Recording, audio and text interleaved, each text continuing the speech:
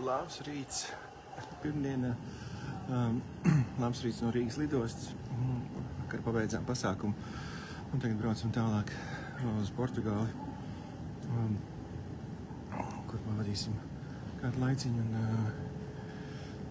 padarbosimies un brauksim apakaļ. Bet šī nedēļas nogalē paldies ikvienam, kas pievienojāties un tie, kas skatāties, droši drīkst pierakstīt, kā jums gāja, kas noderēja, tik cik drīkst stāstīt publiski par semināru, kas bija par tēmu laulāto attiecības, bet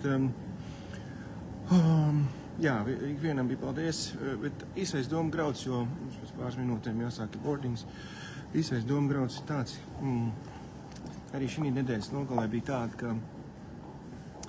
bija par tēmu, kas ir laulāto attiecības un seksuālā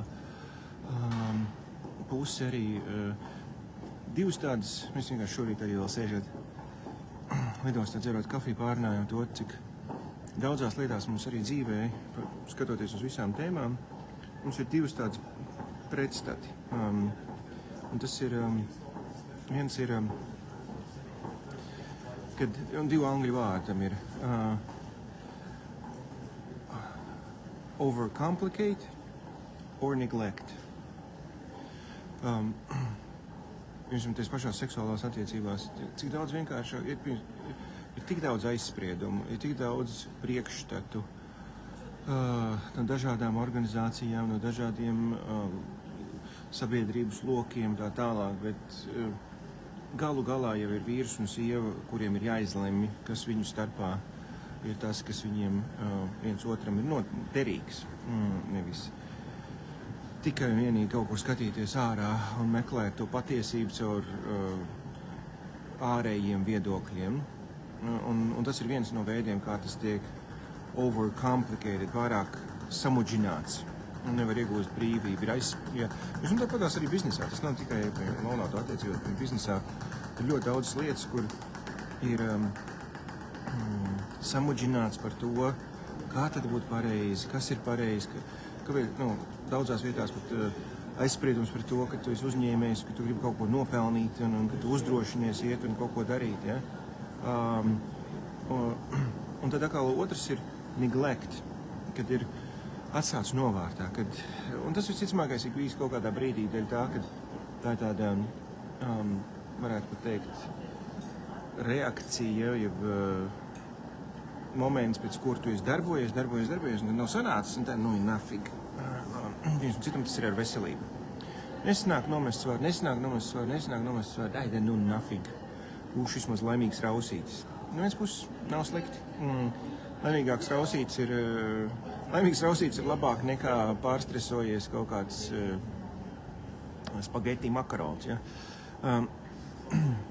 Laimīgs cilvēks vairāk sasniegs, bet joprojām ir daudzas lietas, kur tiek atstāts pavisam novārtā, tāpēc, ka nav rasts risinājums vai rasts.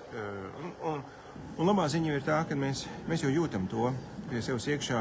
Mēs neesam muļķīši, mēs zinām to, jo pa vidu ir brīvība. Tad vienā galā ir overcomplicated, pārāk kaut kas samudžināts, un otrā pusē ir neglect, jeb atstāšana novārtā.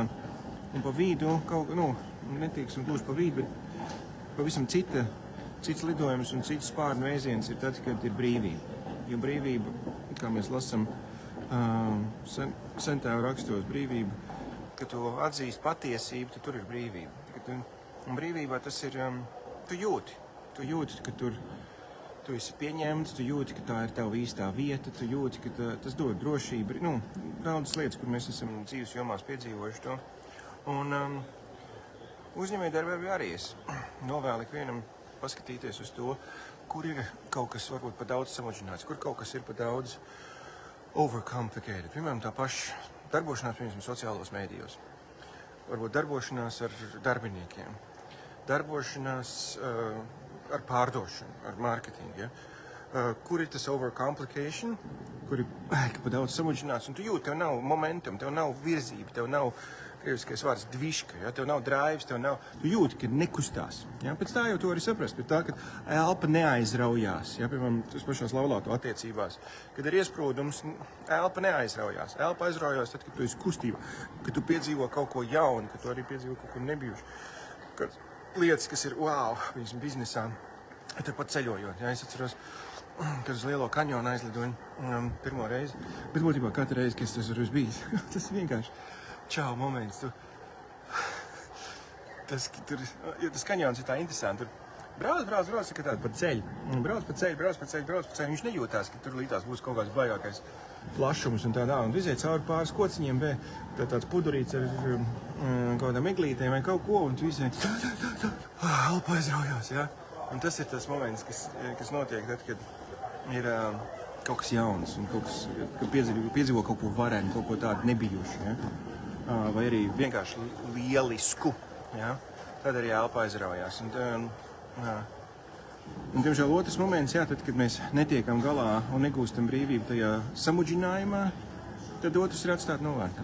Un nevajag nevienu, ne otru.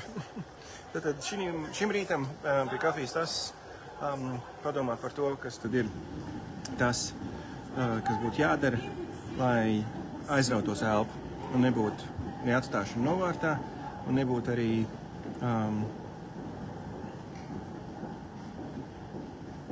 kamolā tīšana, respektīvi piņķerēšanās, ja tik tāda mēles mēžģi. Lai jaudīgi pirmdien, mēs dodamies uz lidmašīnu. Paldies ikvienam vēlreiz, jā, kur klausties. Man vakar arī patika, bija vairāk cilvēki, kas pienāca arī seminārā klāt un pateica, es tev klausos brokastojot vai es tev klausos dušā. Man rīktīgi prieks. Un paldies, ka mēs varam būt šādi te komūni mosties darbdien rītos. Šonedēļ un nākamās nedēļas sākumā, kamēr mēs vēl esam Portugālē, tad raidījumi visbiežāk būs ierakstīti. Pirms tam iepriekš es būšu pats ierakstījis viņus, un viņi automātiski Facebookā tiks atskaņot 6:30, jo starp Latviju un Portugāli ir 2 stundu atšķirība, un lai cik es ļoti mīlu agras rītus, 4:30, es negribu celties. Tas būs bišķi pa daudz. Es ceru, ka jūs man piedosiet, bet tāpat tās būs sakarīgi un pa tēmu. Tā kā paldies, ejam un daram, lai jaudīgi pirmdien, un tiekamies rīt. Atā!